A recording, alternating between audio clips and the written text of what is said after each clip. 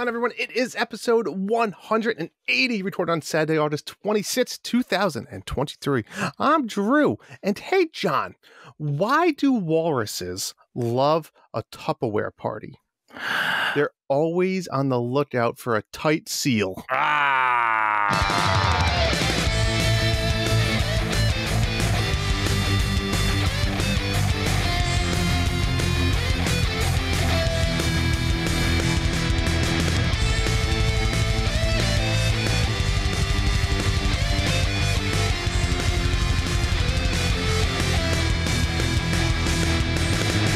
Time to send the kids to bed. Put on your AirPods and get ready to listen to an all-new episode of the Dads After Dark show with your hosts, John and Drew. On tonight's show, the voice of Mario is gone, and we have a casting call. Does a Nintendo Switch finally have a competitor? And we spill the beans on the rest of our events for 2023, and it's a doozy. It's going to be a lot of fun. A lot of things happening over the next few months. John, you know, I'm looking at you now virtually. I miss you. I think I have the vacation blues. How are you doing? I'm good. We're remote again, but we probably sound a lot better, so that's good. True. That's true. I couldn't even listen to the last episode. Sorry, everyone, but we did what we could do. We had fun with it anyway. We did. Yeah, no, this has been a really busy 3 weeks. And I like this morning we do Starbucks Saturdays. So we go to Starbucks. Nice. I mean, Michelle and I pick it up and we come home and we all have our little whatever. And it's the first time we've done it in 4 weeks because we were in New York for 2 of them. Yeah. And then last week I was with you guys. And finally this week, a little relaxation. And then we had a little family get together scheduled for tomorrow at noon. And that got pushed a week because my brother-in-law was sick. So it's like a nice, relaxing, nothing to do weekend. I really needed that. And then I bothered you to record at 2:45 in the afternoon, and you said sure. Yeah, I didn't know when we were going to record, but I'm happy to play some Diablo tonight and not worry about it. Well, you know what it was? Is I think I told you this once. Amy's part of this Netflix club where Netflix sends her codes to watch movies before they come out. And you like usually have small windows. Like we have to watch it this weekend, and this one's a horror movie, which she hates, but I told her I'd watch it with her. And tomorrow night we're going to a wedding, so I said, "Oh, well, I forgot I was recording. Let's see if John's available in the afternoon. We can watch the movie tonight. It's really our only chance." Yeah. So that's good. So vacation blues, that's a real thing. I feel like because we were so excited for last weekend. Like I was like pumped for it since April. And this is like with all vacations, you get like, you do the research, your enthusiasm is high, you're packing, you're thinking of everything you're going to do. And then it comes and you have the absolute time of your life and then it goes. And you're like, well, shit, like now what? Like, I'm not looking forward to that now because it already happened, Yeah, I think it helped that I was exhausted from like the New York trip the week before. True. I'm having like the vacation, like, I don't know, what's the opposite of the blues? Kind of like the happies. The happies at your home? Just sit in my chair, air conditioning blasting on me, playing some Diablo, just relaxing. Very quiet in the house. My son, he is doing a sleepover tonight, so he left. And I don't know. I'm okay, but yeah, we had a lot of fun last weekend, and like there was just so much work involved in it. I'm just kind of glad that part of it is over. Wow. But I will say that 12 hours went really fast. It did. The whole weekend went fast. But I had the time of my life. It was an absolute awesome time. Yep. And also, I mean, we had that. I mean, it was weird to live like a kid from Friday. When did I go over to? I went over to Kevin's house at about noon on Friday, and then I left around noon on Sundays, right? So about 2 days, just living like a kid, playing video games, eating every gummy bear in the house. No responsibilities. I think I had a whole case of Liquid Death while I was there. Wow. And then this past week, my kids were gone on camping trips for school.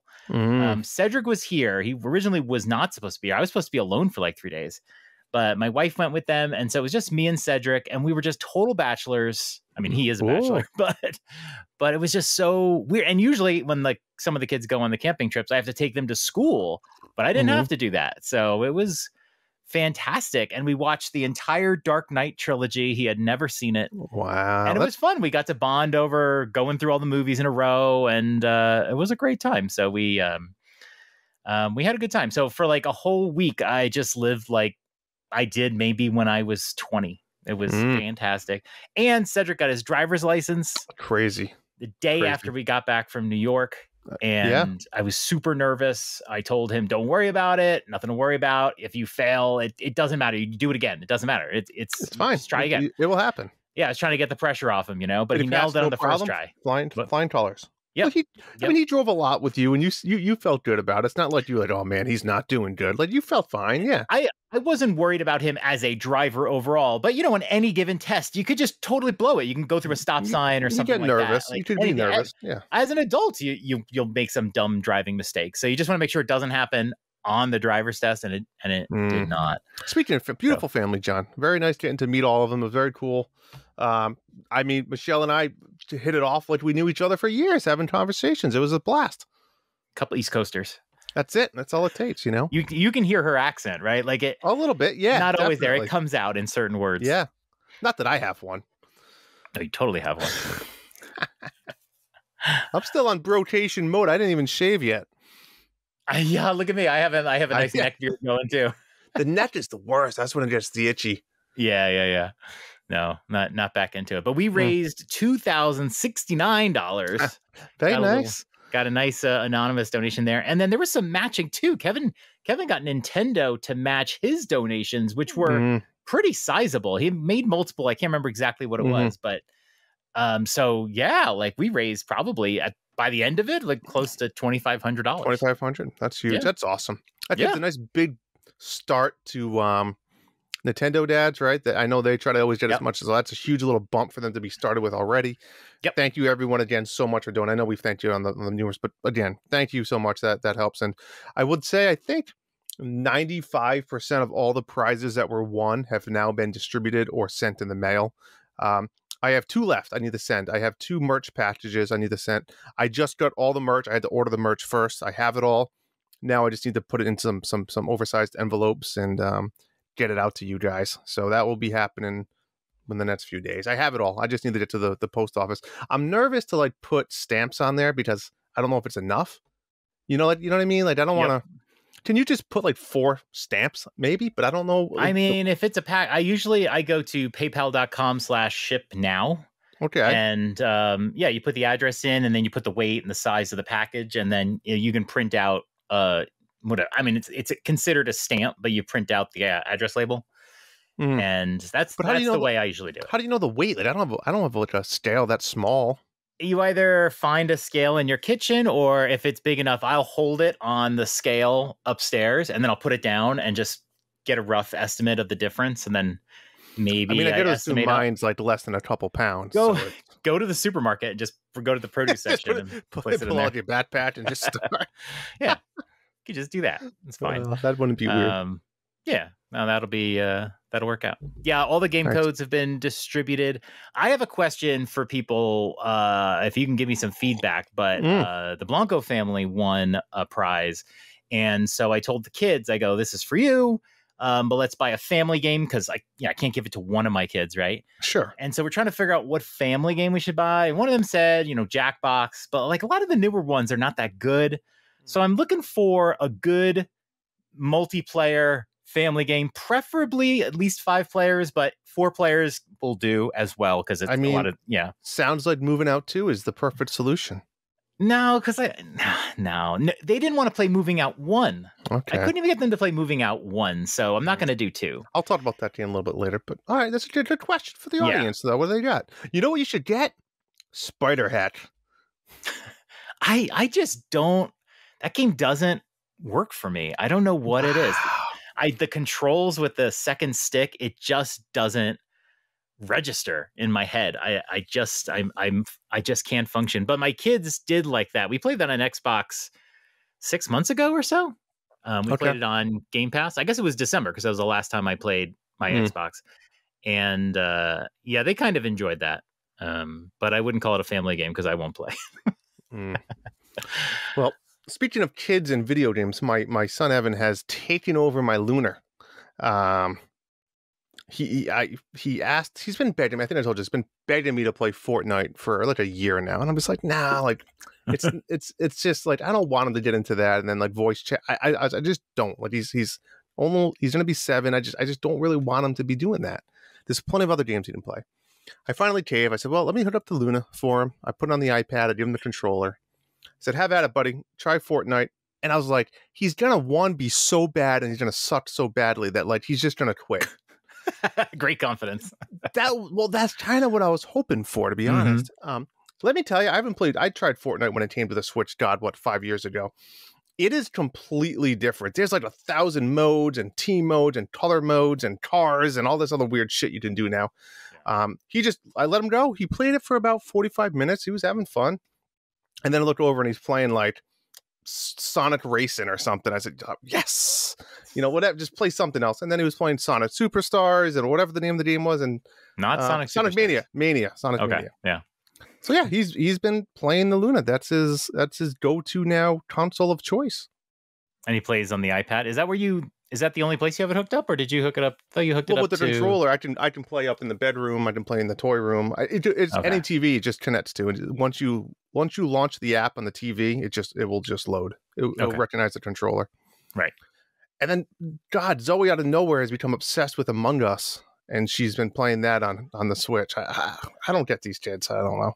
I know, it's a social game. My daughter loves Among Us. She'll like walk around the house saying Among Us, and we play from time to time. It's okay. It's something. It's okay. That's it. That's all I got for this week, though. Okay. Well, very good. Let's just get going here. Let's get going, because today we're here with a sponsor for your bouncing bundle of joy. And no, we're not talking about a baby. We're talking about your baby makers. That's right. Today's show is brought to you by Manscaped. But just like babies, your delicate little guys have sensitive skin and deserve products that not only skin safe, but made with safe ingredients. That's where Manscaped Platinum Package comes in. From razors to shower care, the package goes above the gold standard for your body hair. So treat your beautiful boys to the world's finest toys at manscaped.com and use the code NINDADS, NINDADS, for 20% off and that wonderful free shipping. Woo woo. All right, let's get right to the meat. Remember, we have a Substack, dadsafterdarkshow.substack.com. It has all of our socials. It has all of our merch. It has all of our latest information. Mario is gone. Oh, I was gone. Go ahead. Gone. He's gone. Mario's gone. We're not talking about the Super Nintendo game either. Yeah. Very sad news. I think it kind of caught a lot of people off guard. I'd like to say the day the Wahoooooo died. Yeah, Charles Martinet is, I'm going to do heavy air quotes in the camera here, retiring, and is no longer going to be voicing Mario or Luigi or Waluigi or Wario or whatever other characters that he's done. And I guess Nintendo is moving on to, I don't think we know who the new voice actor is, or if it's AI. It's probably not, but yeah, that was kind of sad news. How did this hit you? Did this bring a tear to your eye? I'm gonna vent here for a minute. Okay. Charles Martinet, but I want to be blunt and clear up front. Talented guy, right?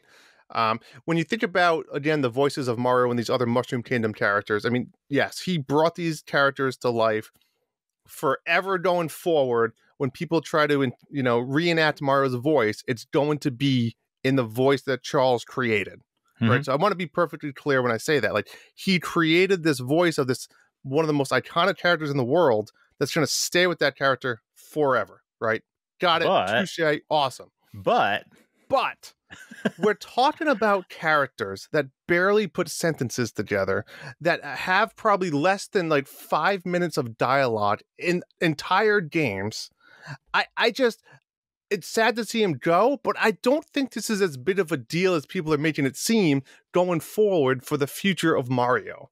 Right? I just don't. Like I said, sorry to see him go. Love the guy. Great. I mean, it was his time, right? He's an older guy. He's looking for maybe retirement, whatever it is. I mean, don't get me wrong. Could he have gone to maybe 75? Sure. By the way, rest in peace, Bob Barkley. But the same shit, right? Bob Barker.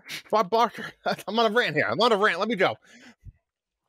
I don't know. I don't think it's a huge deal. Like I said, it's a huge deal for what he has done for the characters, right? But it's a new era. I think it's time for us to just accept it. Me personally, I don't think a new voice, if we go down that road, is going to change the character of Mario. I could be wrong, but people need to just get off the high horse. I think there's too many people in today's world that let shit like this bother them. It just, we need to move on. The character is still the character. I think this goes with, in general, right? We're in a generation now that a lot of characters we've known to grow in love over time, right? Look at Indiana Jones for a good example. Harrison Ford can't play Indiana Jones forever, right?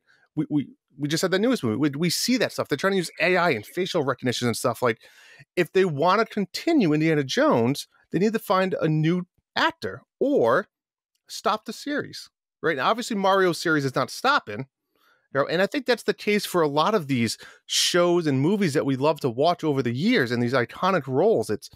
It's hard to keep these people involved, especially when these games. When's the last time, like a true Mario came out, right? That we needed voice acting for. This is not a full-time job for Charles. A new Mario Odyssey game comes up, he might be done in 1 week of recording. Like, after a 5 years development, they only needed him for 1 week. This isn't going to be a job he can just sustain and not do other work. So in my eyes, it could be a frustrating thing too. Like, and again, I don't really need to get into what happened, retirement, fired. I don't really give a shit. My point is, we're going to move on with Mario. We need to accept it. That's my rant. Wow. I love Charles Martinet.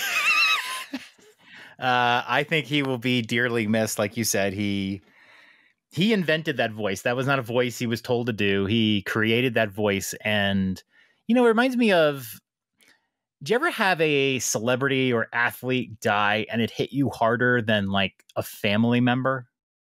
Bob Barker. Bob Barkley. I feel like, like when I was a kid, Drazen Petrovic, who was a New Jersey net player, he died and it just hit me so hard. I missed school, Wow. That's rough. Charles Martinet is somebody that you don't know the person. I did meet him one time at a Comic-Con. I paid money to meet him, but I did meet him.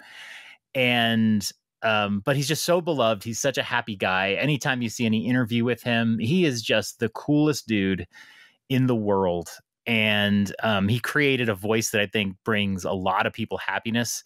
And so it is sad to see him go and know that, he's not like, you go to a party and you're like, by the way, Charles Martinet is the voice of Mario. But on the other side, yeah, you make some points that, we'll be able to move on. Mm-hmm. And, I guess he's not in Super Mario Wonder. But some of the sounds we've heard seem close enough. So, I think a lot of people won't really notice. Like, if you didn't know Charles Martinet was the voice, you probably won't notice anyway. I feel that way too. But it's more just the guy and seeing him move on. Now, I'm not convinced he's just retiring. I don't see any reason why he'd say, no, I don't want to spend time doing Mario's voice, the most iconic thing in the world. I have a feeling, and maybe I'm a bit hopeful, that Nintendo wants to go a different route with Mario, and maybe they have some interesting games coming up where they want him to have a little more vocal range. Like, maybe it would be weird. That. I mean, we saw the Super Mario Bros. Movie and Charles Martinet did not voice Mario, and that was sad. But we know why, because you need a big celebrity behind it, and he's going to have just more lines. The way he's vocalized is designed for short bursts. So maybe they're going to start voice acting Mario, or maybe they know on the Switch 2 they got to start voice acting the Mario games, and they just decide, let's change the voice now, and it won't feel so weird when it transitions. And like you said, we love his voice for the short spurts. I think that's a good way to say it. I think someone said in the Nintendo Dads a long time ago was, would we really want that voice in a feature-length film? And I don't know the answer, because we don't have it. I don't know. One is going to be able to capably do it without losing his voice, right? And then, is it going to get annoying? And when he says like full sentences, is it going to sound weird? Because it's such that hyper raunchy voice. I don't know if it would work. I think factually, no, it wouldn't work. But the question is, could Martinet still have done the voice just in a different way? Sure. Maybe they tried it. Maybe they did try it. I don't know. I don't think it needed Chris Pratt. I will say at the end of the day, right? We say Nintendo is this loyal company, and to Charles and this and I'm hopefully they did go their ways on good terms. But at the end of the day, like it's Nintendo's gonna do what they want. Like, they're a business. If Charles is an independent contractor, I think, I don't think he's a Nintendo employee. Maybe he is, but no, probably a consultant. Yeah. Nintendo's going to do what's best for them. Like your point is, if they're going in a new direction, like Charles, you've been great to us for all these years. Thank you. But, got to do it in a new way. It's no hard feelings, I really hope. I mean, we had this discussion like within the last year about voice acting and salary and whatever. And I really hope that the reason why they have moved on is because they do want to go in a different direction. And this whole like ambassadorship, like he's now a Mario ambassador. Mm-hmm. I hope they're paying him a yearly salary and maybe locked him in exclusivity, because like, what if some other company says like, we're going to use Charles Martinet and do a similar voice for our game? I hope they locked him into some exclusivity and he's getting paid really well and he can just spend the rest of his life getting a paycheck from Nintendo and not competing. Yeah. And listen, I hope he has a good deal. If that's the truth, I bet you Charles is ecstatic over that. Like he just like solidified his career now until he wants to officially retire. So I agree with you. This might be better off for him. Yeah, maybe he can go to conventions with Nintendo and we'll see. We'll see what this ambassadorship means. So and hopefully it doesn't mean we just never see him again and it was just something to like pay him off, essentially. Right. Yeah, almost like pay him off. I know what you're saying. Yeah, like we don't want to make bad news, we want to make it sound great. So okay. Nice. A plethora of games were announced over these past couple weeks. We got, first of all, Excitebike 64 is coming out August 30th, Nintendo Switch Online expansion pack. By the way, that commercial was a very 90s commercial. I liked it. I liked it. I thought that game was out already, to be honest. I'm not going to lie. I thought it was like a drop release there. They announced a lot of games. They did this with all of them. They announced a bunch of games, but they weren't always out. And we're getting like one title a month. That's ridiculous. So there's probably a lot of games that we thought were out. Arkham Collection got a date, October 13th. That's the first 3 games from that collection. Sun Luna. And then a new game, South Park Snow Day, was announced. Oh, this looks coming great. In 2024. I hope I can play this somehow. It looks like a hack and slash South Park game. Yeah, I thought it looked. I mean, not for me. It's not in. If you haven't seen this, it's not in the style of Stick of Truth or. That's more RPG-ish, turn-based, right? This looks like it's more Diablo-ish, kind of, to be honest. I mean, it almost looks kind of like an ugly N64 game. Gauntlet Legends. Yeah, but just the camera work and stuff, it really makes it look like an older. It's a trailer and it's not coming out for 9 months, so like, give it a break. Yeah. I'm not interested in it, but yeah, that's coming out. I know a lot of people are excited for that. We also got an announcement for new amiibo, the Deep Cut Band from Splatoon 3. They're getting 3 separate amiibo. Last I checked, let me look here. I think they're all sold out at Best Buy. So they might be available somewhere else. They're all $15.99, which is interesting because the Big Man amiibo is huge. That's what she said. Also, I think the most popular one, I think it sold out first. So, yeah. But, it's a much bigger box. He has a big wider spread and whatever. But they're all $16. And, very cool. Very excited for those. We got The Wanderer is now on YouTube. Drew, tell us about The Wanderer and why we should watch it. There's not much to tell you. It's a 2011 film that I made.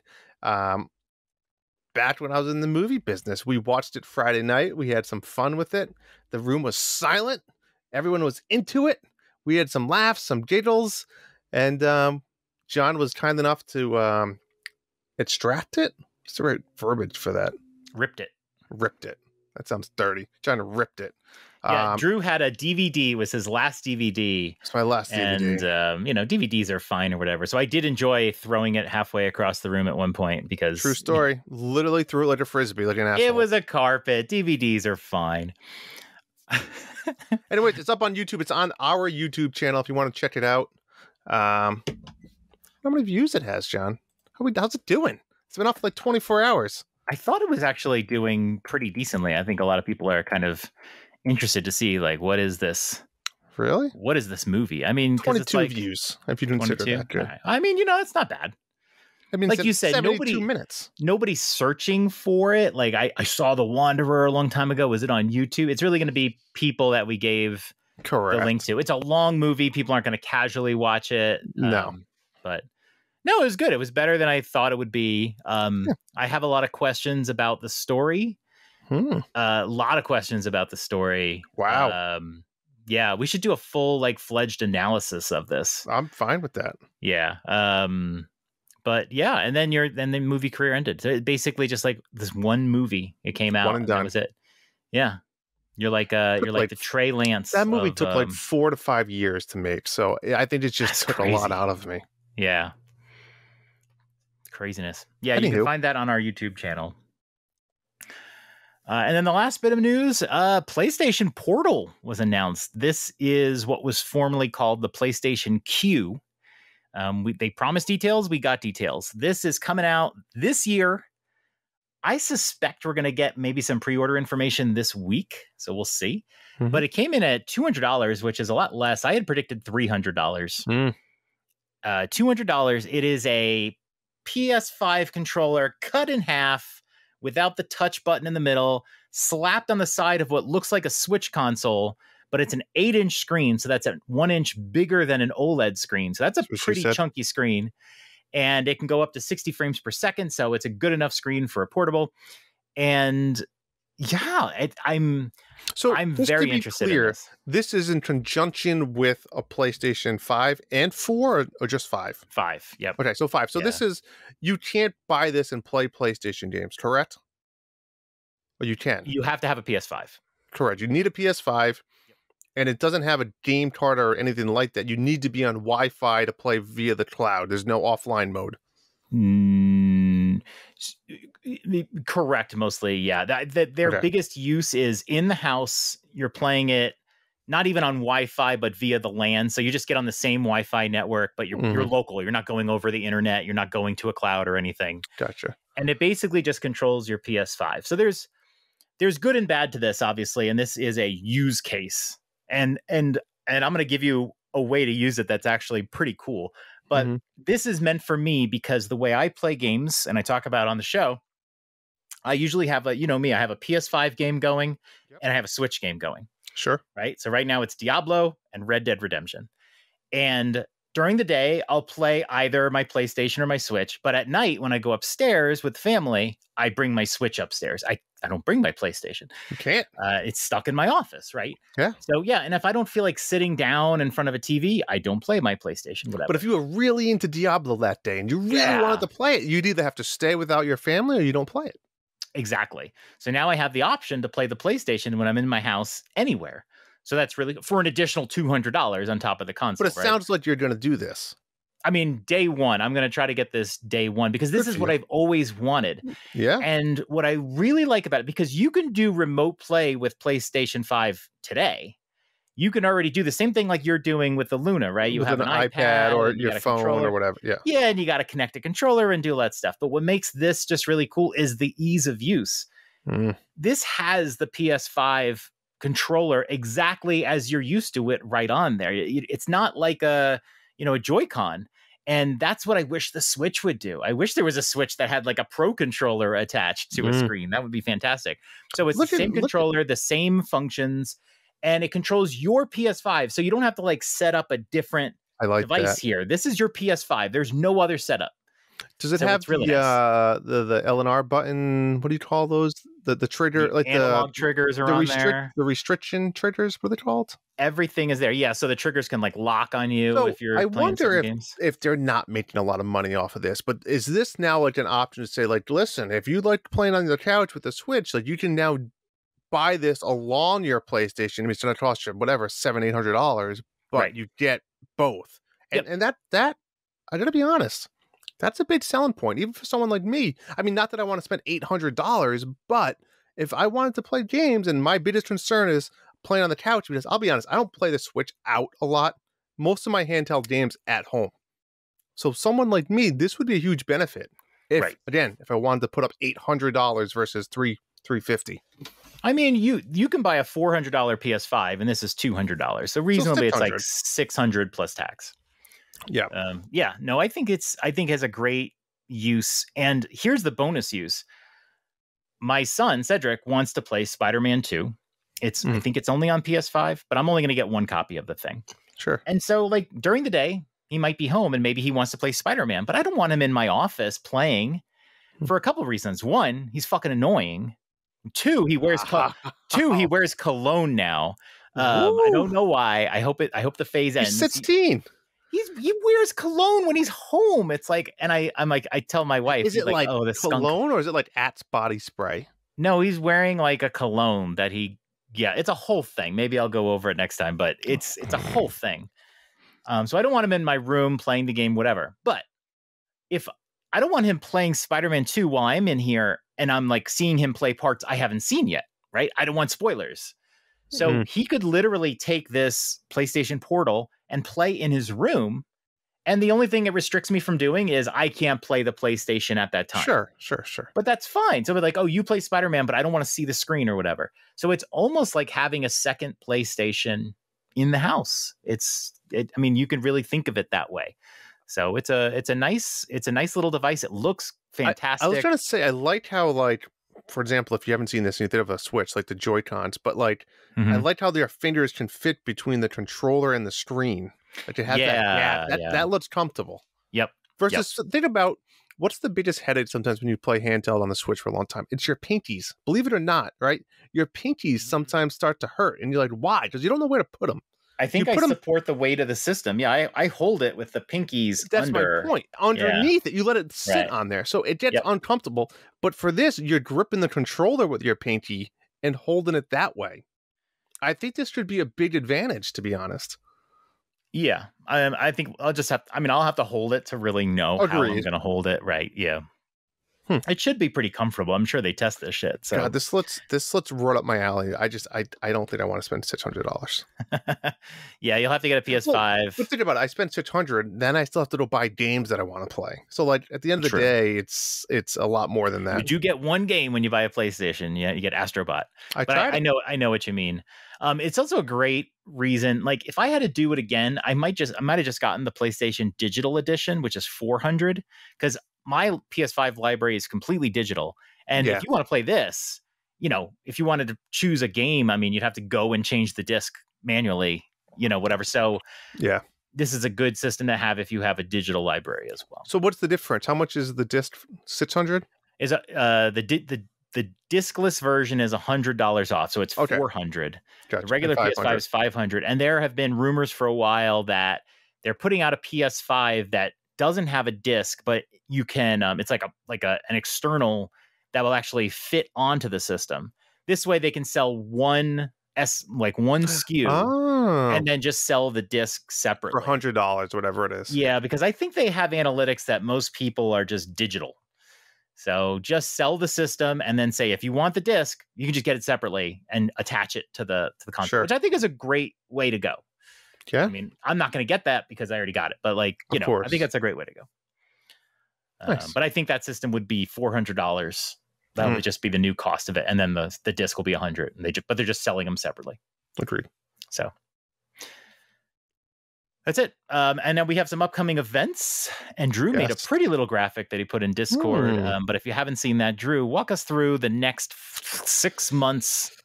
Yes, we do. So next 6 months we got going on here. So August, though it's almost over, we will be announcing our very next monthly mayhem, which will really be for the next 30 days or so. We were supposed to do it today on tonight's episode, but we're having a hard time finding the perfect game. But we don't worry, we will get it. We will have it. We will release a graphic. What do we want to say, John? Worst case, early to midweek, like by Wednesday, the latest. It depends on what game we choose to, but true. Soon. In the month of September, this is important. So listen up, folks. The Apple review is back. And if you've never participated in the Apple review contest, here's how it works. Throughout the month of September, anytime in September, you're going to go onto Apple. Whether you listen to us through Apple or not, go onto Apple anyway. You can do it on your computer. If you don't have an iPhone or whatever, you can still do it. Go to Apple, find our podcast, and write a 5-star written review.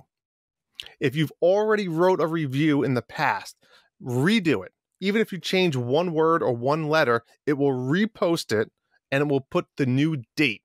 So what we're going to be looking for is any review that's dated in the month of September. If you do that, we will be giving away 2 $10 eShop cards. So that means everybody that writes a review in the month of September, your name gets put into a hat We pull 2 names out of that hat, and you win a $10 eShop card. Super simple. The only thing I'm going to say is if you're not in the United States, that's okay. That's fine. You're still eligible.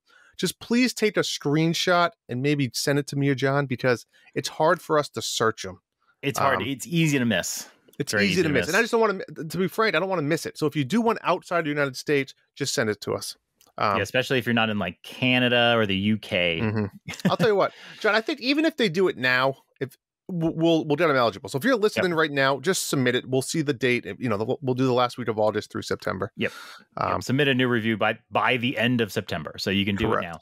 Get your spouse, your significant other, your kids to give reviews. Eligible. They're all eligible. Really help us, and they would all be eligible. Just let it, like, if you need to let us know, like if you win or whatever.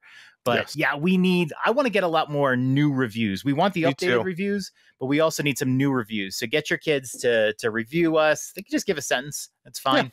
Yeah. It helps us so much. Yep. Maybe we should go to the Children's Hospital in Colorado, walk around and say, hey, guys, listen. We raised $2,000 plus for you guys. Get your damn phones out and start reviewing our podcast. But don't listen to it, please. But don't listen to it. Well, for the month of October, what we're doing is, John, this is my favorite time of the year. We got fall, we got some pumpkin muffins, we go to the pumpkin patch, some corn mazes. So what do we do with all of this? We bring that into a contest and Nintendo-fy it. So for the month of October, our third annual Halloween Mayhem is back. I'm not getting into the details, so it's a long ways away. Just know if you played in it the previous 2 years, it's going to be similar. I'm sure we'll try to change the rules up a tiny bit. But a Halloween monthly Mayhem will be back in the month of October. I don't have the greatest memory in the world, but it is sex pumpkin time. Yes. November, we'll be having another new monthly Mayhem announcement. More to come then. December, we're bringing it back, folks. You loved it. You asked for it. We had like 20-something people partake in this thing. The second annual Presents After Dark. If you are new to our podcast, what does that mean? It's a Secret Santa. You tell us you want to partake in a Secret Santa. We did like a $25 or $20 spending limit last time.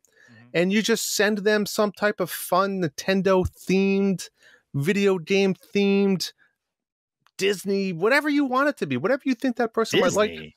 I don't know. It's fresh in my mind. I mean, if you know the person, though, it makes it easier because a lot of us do know each other. Yeah. Yep. So, but I mean, Nintendo's super safe. Yeah, exactly. We'll come out with more information about that, but probably late November, we'll start asking for names so we can get it out there. It's so much more easy than like a work Secret Santa because you always get like a person you don't know and you get them something safe like coffee. Yeah. This is great. It's like, oh, I don't know who you are, but you like Nintendo because you're here. Agreed. And lastly, for the month of January, I know this seems far away, Chubby's Bracket Round 2 is back. Chubby's. Because we're fat again. We've all gained the weight back since the last Chubby Bracket. If you don't know what the Chubby Bracket is, all it really is a weight loss competition. Last time we did it, we did like it was a small fee because we wanted to make it competitive and everyone was winning money left and right. Not sure what we're going to do if we're going to even do that this time. I'm sure we'll have prizes involved somehow. But essentially, it's all of us dads encouraging each other to lose weight. I know we've had people that lost like over 40 pounds, like life-changing type things. I know I personally lost 20 pounds, though I gained some back. It was just an absolute encouragement from everyone. It made you double think about grabbing that second cookie or avoiding the gym or treadmill that day. I was like, nah, I got to do it. I got to do it because I know John's going to lose 2 pounds this week, and I don't want to look at the idiot that gained 2 pounds. So it was a lot of fun, and that will be back January with all the details probably coming in late December. So you know what else it does too is like when you're like you're gonna do your weigh-in, really helps you like force that shit out, because it's like I'm about to do a weigh-in. If I could just shit right now, that would be fantastic. It's not on the scale in the toilet, but yes, in the toilet before the scale. Yeah, and also not in a urinal. Well, preferably in a urinal if Kevin's is nearby. So lots of events. We're excited this. We hope you guys can all partake in it. We know we have a lot of new names and faces that have been involved, especially through Extra Life. So we're hoping that you guys are now going to be part of these things. And more details to come every month as it comes. Sweet. That's it. All right. Well, let's talk about what we've been playing. And you and I have played one game, and I think we've had different experiences about it. A little game called Red Dead Redemption came out. It was like wasn't it the day that we got together?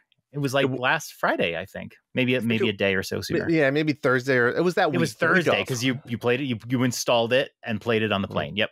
I do have to say I went on quite the rant last time, right? If you remember, it was quite the rant. Compared it to Lost and all this other shit. I don't want to say I apologize, but I guess I went. I don't even know if it went against my word, but I did buy it. I paid the full $50 after we went off that rant, and I've been playing it. I'm probably not nearly as far as you. I'm probably 5 to 7 hours, I would guess. Not even. It feels old, but it doesn't feel old. I will say it looks beautiful. It plays beautiful. It's a great port. It looks great, I will say, for 2010, whatever we said it was. Mm-hmm. So 2009? Let me look up and see. I'll keep going, but I'll look up and see. Yeah, I mean, it definitely has that Witcher, for me, that Witcher feel of like, go off and do this quest and don't have to, except it's in this Western country theme. And I think truly, John, that's where I struggle, right? Where in Witcher is like, oh, go find this witch and fight this demon, which is like, oh, that's cool. I'm kind of into that spooky fantasy concept where go lasso some wild horses. And I'm like, okay, I'll do that, but like that's not as fun. Mm-hmm. I did like some of the missions, like bounties, go kill this bandit, right? And he has these outlaws with him. You have to go find his camp and kill him. It's okay, right? So there's not a lot of direction in this game. Like I feel like I'm just all doing these side quests, and I don't really know the point of the game. Besides the opening act where you go find your friend Billy or whatever, and he shoots you. Sorry, not really a spoiler alert. Happened in the first hour of the game. And then after that, I just feel like the whole point of the game is you want to go back and fight Billy. But I'm like, I'm not doing anything that revolves around that. I'm playing poker. I'm doing missions for Bonnie. I'm going to help the marshal and God knows where. I don't really get what I'm doing. What am I missing? It's like Tears of the Kingdom, right? When you're supposed to save Zelda, but you're finding these little Koroks under rocks. Yeah, sure. It is. I mean, you're right on some points. It's 2010. Okay, so you're right. It's a bit of an older game, and if you try to compare it to The Witcher, it's not going to come out well, right? The Witcher is a much better game. I'm not comparing. I just want to say, as far as like the play style, I don't want to compare it to the actual quest and stuff like that, but it's similar to play style, I guess. Yeah, games like The Witcher and some other open world games, they have really great storytelling. And this game does have good storytelling, but it's still a lot more simplistic. It's mostly about, gunplay and shooting guys that are behind rocks and lassoing some animals and carving up animals. There is a much more restricted, you're not using magic spells or whatever. Mm-hmm. But I find it so soothing and fun. I'm definitely further than you. It's just soothing and fun. I like to sit down with it, pick out a quest or a side quest or a main quest, and then just do it. The first time I played this game, I started getting frustrated because, like you've seen, you do a quest for somebody, and then their little letter shows up in your map again, and you go over them, and they're bothering you for something else. And I found it annoying. Like, I've done a side quest. Why are we still talking here? But it's like if you ever play Ghosts of Tsushima, it's like that. You help somebody and then you get another quest from that same person 2, 3, 4, 5, 6 times maybe, and you run through them. Those are mostly like, I think, the main quests. I think if there's a letter, it's a main quest. I think you can advance the game even if you don't. Maybe they're not all. And I'm not sure how necessary Bonnie is or whatever, but basically the letters are the main quests, and then the side quests will show up as like purple circles or purple dots and things like that. You can get wanted posters, whatever. So I'm just kind of going through, trying to do everything, and I'm really enjoying it. One issue, a couple issues I've had with this game that I still have are fast travel. When you unlock fast travel to a town or whatever, it doesn't really tell you. You have to go to a town. Did I do that? Certain towns will do it. Some towns won't. And it's just when you go to fast travel, you might see it on your list and you go, oh, that's on my list now. But you didn't really, it's not like you you found a portal, like in Diablo. I found a portal and I know it's there now. See, I was gonna say, because I feel like the distance between towns, right, where you have this desert landscape that you're just running on a horse full speed, like I feel like they made it long distance just because they could, and they didn't stop to think if they should. Like it's. I feel like I'm running 5 minutes from one town to the other on a horse, and I'm just like, why? Why am I doing this? And there's nothing along the ways to stop and look at. It's just desert. It really is. You're gonna find some like stock little mini side things that aren't gonna be particularly interesting. That's the complaint is you kind of go, there's flowers you can pick up and animals you can shoot, but it's not like you're gonna find these little gems of a thing or whatever. And Red Dead Redemption 2 greatly expands on that. That game came out 10 years later. But yeah, this one's a little bit more simplistic, but it's also nice because it's not 100-hour open world game. It's very open world, as you can tell. You can pretty much do whatever you want almost right away. They stop holding your hand after like 5 minutes. Yeah. But yeah, like it's pretty sparse, but you'll get through it a lot quicker. So that's really nice.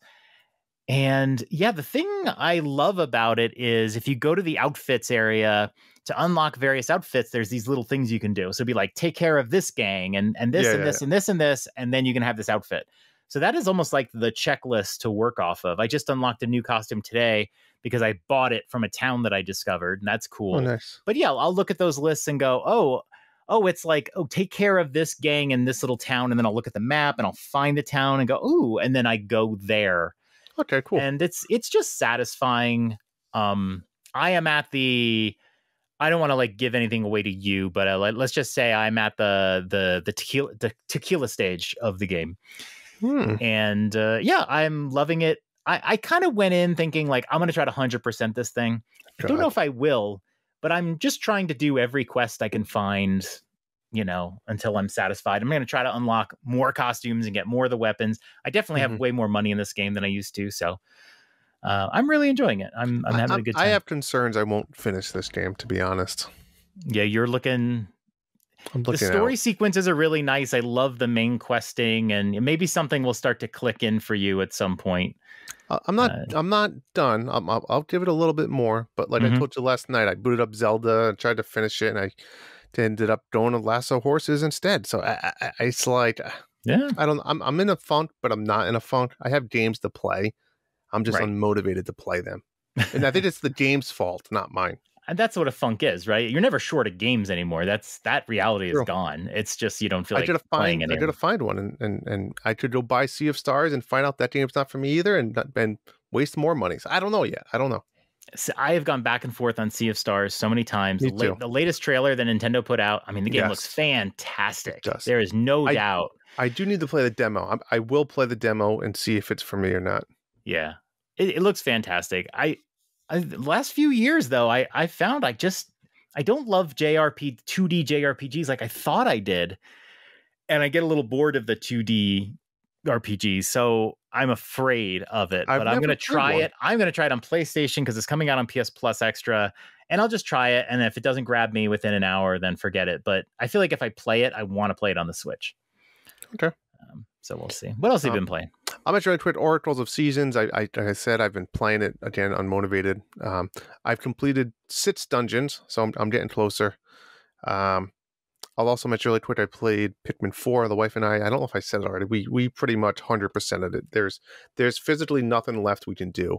The only thing I didn't do was they have some like the Dendori battles and stuff. I didn't like get the platinum status, but I beat them all. But everything else, I'll tell you what, without spoiling everything, John, this is the game that keeps on giving. Just when you think you beat the game, like, oh, you've unlocked these more things to do. You've unlocked these more things, which is awesome, which is great, because if you love the game, you're going to just keep doing it. And that's what I did. My wife's like, oh, we'll probably be done by tomorrow night. And then it's like, bam, we did another week out of it. So it was cool. It was fun. It was my first experience. I loved it. I'll go back and maybe play another Pikmin in the future, when I'm in a lull and the wife and I need a game to play, but I loved it. Cool. I think, are the other games multiplayer? I think Pikmin 3 is multiplayer. 2 is sort of multiplayer, but not really. I don't know. About this. He told me that I think it was 3. One of them is actually split screen, and you can have Yes. 2 characters, which would be huge rather than my wife just throwing rocks. Yes. I'm trying to remember. I know in Pikmin 2 you can switch between parties, but I don't know if it's multiplayer. That's my only question. Yeah, I'll have to do some research. Oh, there is. There's a 2-player competitive mode and an unlockable challenge mode. I want yeah, co-op. I think 3 is more 2-player than 2 is. Yeah, so maybe we'll pick up 3. Yeah. Okay. Sweet. What about you? I'll just say that the tail end of my trip, I finished everything that I was playing, and so I started the what I call the 7th case out of 10 in the Great Ace Attorney Chronicles. That came out like 2 or 3 years ago, and I had, like I told you, I had never played the second game. It's called Resolve. So I played through the 5 cases in the first game, and then I stopped. I never got back to it. So then more recently, I went through the first 5 cases again because I had totally forgotten the story, and it all connects into the second game. And now I've been doing the second game, but I'm gonna like do one case and then put it down for a while and then come back to it. And so yeah, on the tail end of my trip, I started the 7th case, and that was also extremely good. All these cases have been extremely good. I find that this is my new way of playing Ace Attorney now. Don't play all the cases in a row. It's exhausting once you've finished a case to just start up another one and do all the investigation again. So yeah, I'll probably pick up and do the 8th case maybe next month or something like that. But I finished 7. It was fantastic. I can't wait to finish the next 3 and finally be done with this game that I should have continued a couple years ago when I played it the first time. Nice. My last game I've been playing, Moving Out 2. My wife and I started playing it last night. We've played quite a bit. We've probably played through a dozen levels or more, maybe more than that. God, I love this game. This game might lead me to a divorce, but man, we're having an absolute blast. The kids started watching. It was You'll fun. be moving out too. I'll be moving out. Touche. It's just so fun. If you've never played or heard of Moving Out, super simple. It's your moving company called Fart. Furniture arrangement. I don't know. Subtle. Acronym It's subtle. for Fart. You're moving out, so you go to these random houses and you have to bring all the furniture from the house into your truck. And you have to get it all to fit in your truck, which I like that. It's not just like move it to the spot. You'll be able to close the door. It's kind of fun concept. I don't know if they did this in the last one. I can't remember. It's been too long, but they introduced another new concept every once in a while where you have to move the furniture in. And when you pick up a piece of furniture, like it's like a highlighted like outline area and it turns green. So you have to go put it to that spot. It just changes the pace up. And then, of course, there's the ridiculous mayhem that is introduced between, fans and pools and all these other, gravity and all this other type of weird concepts. They do have the arcade mode, which they had in the first one, which I love. It's like a random mini game obstacle course concept. Yeah, we're having a blast. We love playing it. I don't know how far we'll go. We'll 100% definitely beat the game. I don't know if we'll go back and unlock every star. Some of them are just like you play the level and then it unlocks after you beat it. It shows like your scoreboard for the level. It was your timestamp. Every level there's 5-star potentialities. 1 if you beat it within the time limit. 2 is like a pro time if you beat it within the pro time. And then there's 3 random challenges. You don't know what the challenges are until you beat that level. And then it's just like, it doesn't really tell you exactly. It's like a clue. But some of them are just like, there's no way I'm ever going to complete that challenge. Yeah, Moving Out too. Loving it. Having a blast. Sweet. Yeah, I liked Moving Out. My family didn't want to play it. Only Cedric did. And then Cedric and I tried to play through it on Xbox. And we went much further into the game, but then we never continued. It's kind of like, of these types of games, Overcooked is my top tier. And then Moving Out is right under it. And then all the other ones. So I do like Moving Out a lot more. Agreed. And yeah, I like the idea of like moving in. I like the challenges and stuff. It sounds like they really added to it. I'd like to see that stuff from Overcooked in the next one too. So sounds good. But yeah, I have nobody to play with here. It's sad. That is sad. Last game I played, still playing Diablo IV. Nice. I did roll credits. So I finished the campaign, which actually is super important because there's a lot of things you can't do in the game until you finish the campaign. And one of those is playing the season content. So even though I bought this game right before the season, because I thought the timing was perfect, it actually was not perfect because I still had to play through the campaign. This game has so much shit to do. It's absurd. And there's dungeons and that's it. No.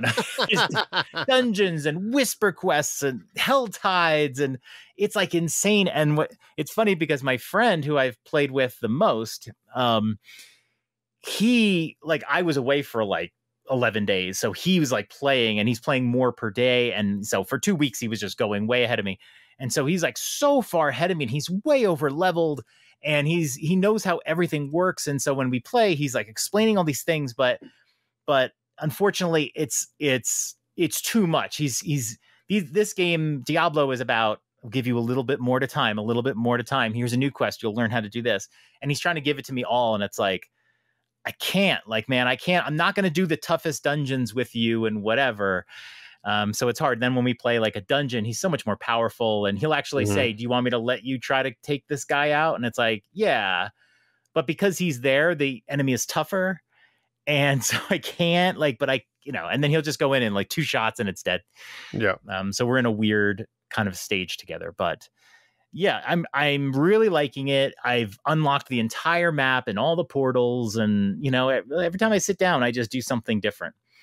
Try to do some side quests and dungeons and unlock aspects and whatever. I did a necromancer build.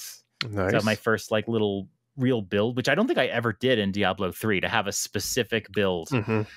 But at the same time, it's Diablo, and I watched the Honest trailer for Diablo last night, and the guy put it perfectly. He's like, you do all these things and you maximize your armor and you do rerolls and all this stuff so that you can get the best armor that you can get, so you can keep doing this shit all over again. It's really what Diablo is. It's just mindlessly killing enemies, and it's relaxing and fun for a while, but I'm probably like 30 to 40 hours in. Nice. Maybe even more. And when I sit down to play a game, I'm more into Red Dead because I'm going to get some little storylines, and Diablo is just like a time suck. So it is. I wanted to finish the season, and I'm still going, but I could see myself just being like, okay, I've had enough Diablo. Maybe I'll come back for season 2. Which is in October, but I don't know. Sea of Stars is coming, and if I really like it, maybe I'll just play that there, and then Baldur's Gate 3 is coming out. So I don't know what my future is, but I finished the campaign, so I can stop anytime I want. But this is the fun stuff of Diablo. Usually when you finish the campaign and doing the dungeon. So they still do the Paragon levels or whatever the hell it is. Yeah, I'm definitely a few into the Paragons. I'm at level 53. So yeah, I'm way in. I think I have a lot more time left in this. Sweet. So I'll just keep going. But yeah, it's a fun game. That's it. All right, let's do some questions. Sure. And we are going to start off. This is what I want to do on this episode. Yes. Charles Martinet has stepped aside, and we need a new Mario. They have a new Mario, but let's pretend they don't have a new Mario. I want to know which of our listeners would be the best Mario. So I asked you guys to send us your tryout tapes. I got a whole bunch, and we're going to go through them. Before we do that, Drew, I'm disappointed. I wanted more. You wanted more tryout tapes? Yeah. Esco Richard was going to send one. He didn't send one to me, but no, I like the turnout. I mean, it takes effort. People have to record and send it to me. I'm good. Are we going to give out a prize for this? I feel like we should give out a prize. Can we give out a prize? Should we let the listeners decide? No, because they're going to like say $100 eShop card. No, not on the prize, but the winner. The listeners, huh? Well, I don't know. Let's a good idea. Change it up for once. I like that. Yeah, so you can listen to the episode, and we'll post a poll in Discord. It's a lot of pressure. You kind of have here, like B, C, D, E, F, G, whatever, and then we'll just pick a vote. Yeah, let's do it that way, and then we'll make it in 1 week, but next weekend. Yeah, so come to the Dad's Discord. We'll put it in the Dad's After Dark channel. We'll pin it. We'll have a little poll. Let us know who you think. Put it this way: who do you want to be in the next Mario game you play? Wow. Okay. Tell us. Okay, cool. So let's play through some of these, and the first one I'm going to play is Darth Platypus. It's me, Dr. Platypus. I mean, Mario. Let's go. Woohoo! I love listening to that. Dad's After Dark with John and Drew after Princess Peach goes to bed. See, that's a perfect example of after you say the key Mario verbiage, it's hard. It's hard to say the words that we're not used to hearing, right? I don't know. I would watch that Martinet. movie. I would watch a movie with Darth Platypus. Well played. All right, we've got a two-parter here. This is Evan DeFusco. Ooh. Here's his first one. It's me, Mario, eating my pizza. It's adorable. Why did he say eating my pizza? Did he just? I don't know. He just came up with it. That's what he did. All right, here's his second one. It's me, Mario. I defeated Bowser with my foot. I love that part at the end with my foot.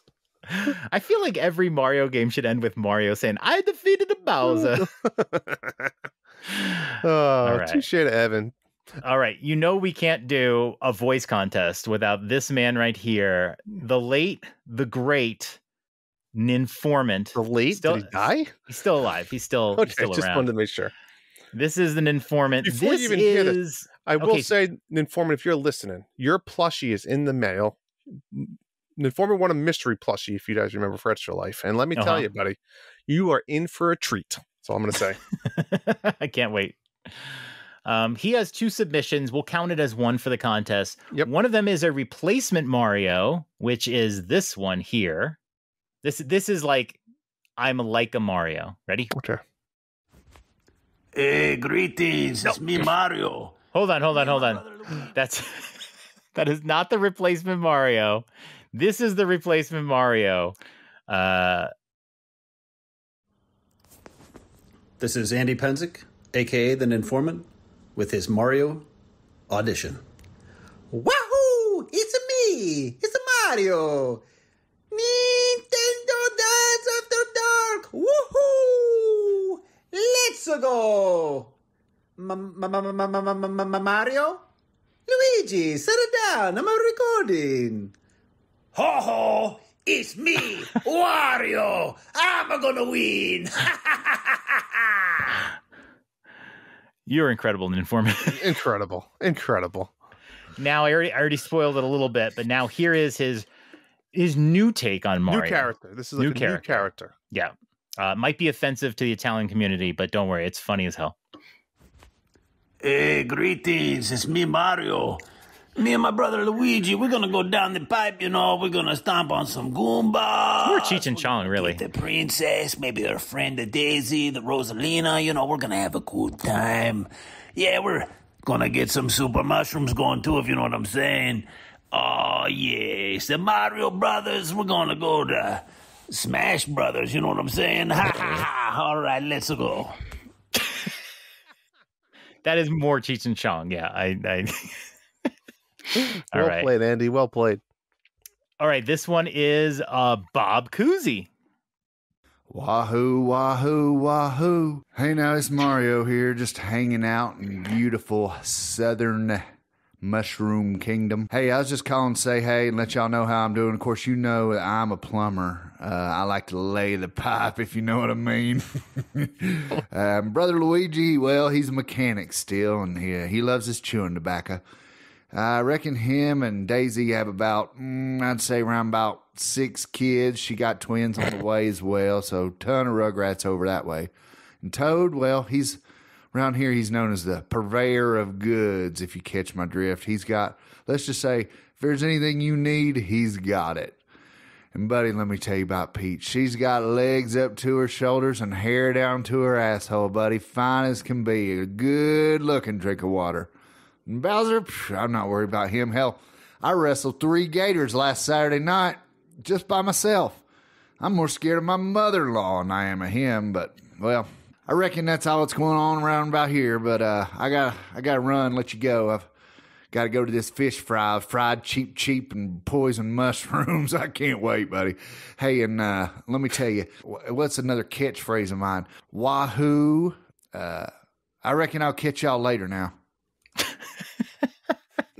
Imagine if Mushroom Kingdom was based off like the South. Yeah. Well played, Southern Cruz, place. though. Gotta love it. Respect it. A little The Matthew creativity. McConaughey to start and a little more cowboy at the end. I like it. All right. And then the last Mario impression comes directly from the Nintendo Dad show. This is Justin, if you heard it. Here is his Mario. Hey, it's me. Mario. It's me. Mario. Let's go to a castle. Yay! There's some good drugs up in Canada, I think. All right. That's the Mario competition. And we have a bonus contender. Charles Martinet did not do Peach's voice, but Zoe DeFusco is putting her tiara in the ring to be the next voice of Peach.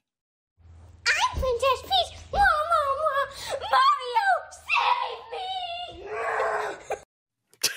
Well, it sounded like Bowser was in the background there. Yeah, not sure what was happening after that. All right. It was past their bedtime and they were getting out of control. They're like, if we keep doing Mario impressions, we don't have to go to bed. Yes, pretty much what happened. Record another one, Dad. Yeah, so what we'll do is we're going to post, we're not going to post the audio. We're going to make you to listen to the podcast. See what I did there, John? We're going to spark the interest of the people on Discord by saying, come vote. But if you want to listen to what you're voting on, you have to listen to our podcast.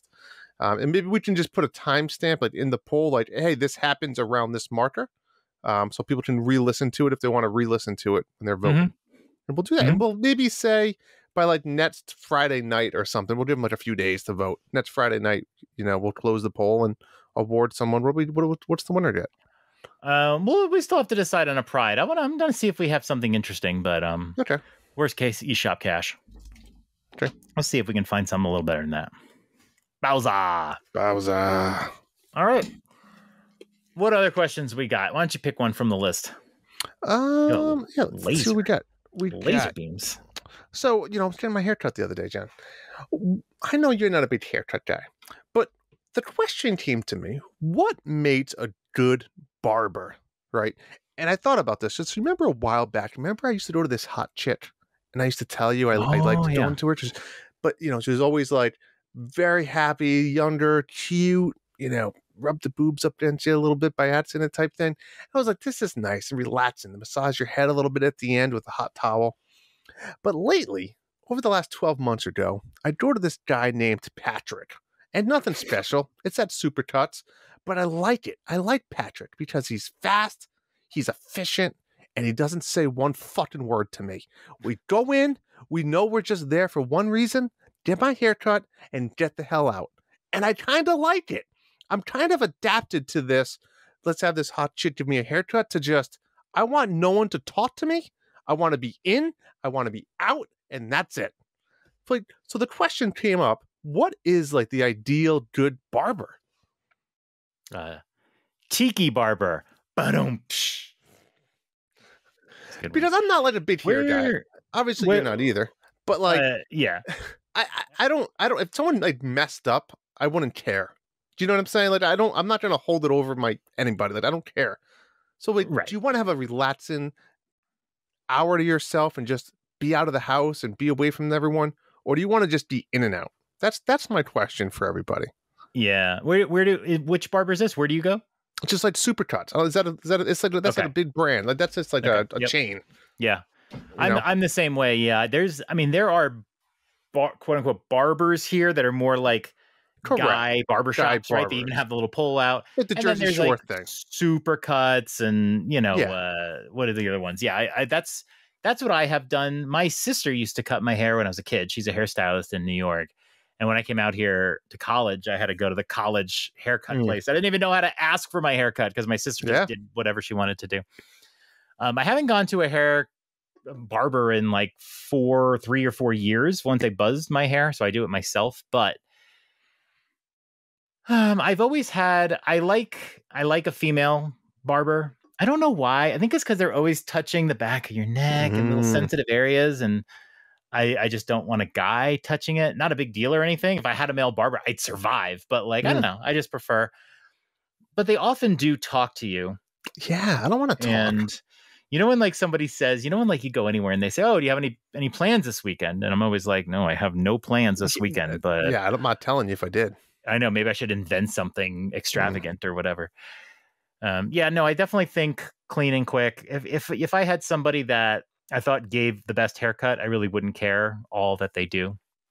But yeah, no, I would take clean and quick. Now let me ask you this, because you had boobs getting rubbed on you. Do you think that person, are they still there, by the way? You just I don't know. It just wasn't a convenient location. I was kind of going out of the way. So I don't know. So you're going to a different place now. Going to a different place. Oh, okay. Yeah. If it was the same place, I'd still be going to her. Do you think she did that on purpose? I mean, I'm a firm believer of like, what is that going to get you? An extra $1? And if it does, great. I mean, I don't know. It's not going to. I think it could lead to a pretty good tip, honestly. I usually tip. I think I used to tip like $5 or whatever, because the haircut is pretty cheap, and I throw these dive in. But like, I mean, she's rubbing her boobs on me like on purpose. I feel like that's worth a 10. Now, what if Patrick rubs his dick on me? That's troublesome. That might be, or whatever. But that's a trick. Patrick would have to be pretty tall. But if it's fast, I'm into it. Every time you say Patrick, I just think of like SpongeBob. I've just adapted to this more in and out concept. Yeah. And it is, I find myself, it's right next to GameStop, which is, I went after my haircut, I went to GameStop. I pre-ordered Wonder, I pre-ordered RPG, and then I bought Evan Arceus for his birthday coming up. You're not doing the Best Buy like membership program? You could have done that. You know what? I guess I couldn't do it shipping. I just like to go get it in my hand that day to know I'm going to have it. And Best Buy is it's like a 20 to 25 minute drive, and it's not near me. It's not on the way home or anything. So, all right, I see that. Yeah. Yeah. No. What do you got? Yeah. This question came up, and I'm trying to remember where it came up. I don't know if it was Nintendo Dads or Game Pass News, but as a parent, how do you see your kids' viewing of TV shows and movies versus playing video games? And this comes back from the fact that there is like this stigma on playing video games. That's just different than watching a show. And I've seen it with even like my in-laws, you know, that, the kid's just playing video games all the time. But then if they watch like a movie you put on TV, that is somehow different and better. Yeah. Because they're watching a show and not playing a game. And I forgot where I heard this from, but one of the hosts, like, you know, I think they mentioned their wife, like, you know, prefers that they're watching like a show or a movie over a game. And it's funny because from my point of view, it comes from this old stigma that games used to be like Pac-Man or whatever like that. But like games these days have storytelling in them. Sure. And the interactivity can really spark, you know, there's detective games and all sorts of games. I would rather if my kid played 4 hours of a game in a day, let's say it's a weekend, 4 hours of game in a day, or watch TV for 4 hours, I would much rather have them playing a video game. Like, that's my take. What is your take on it?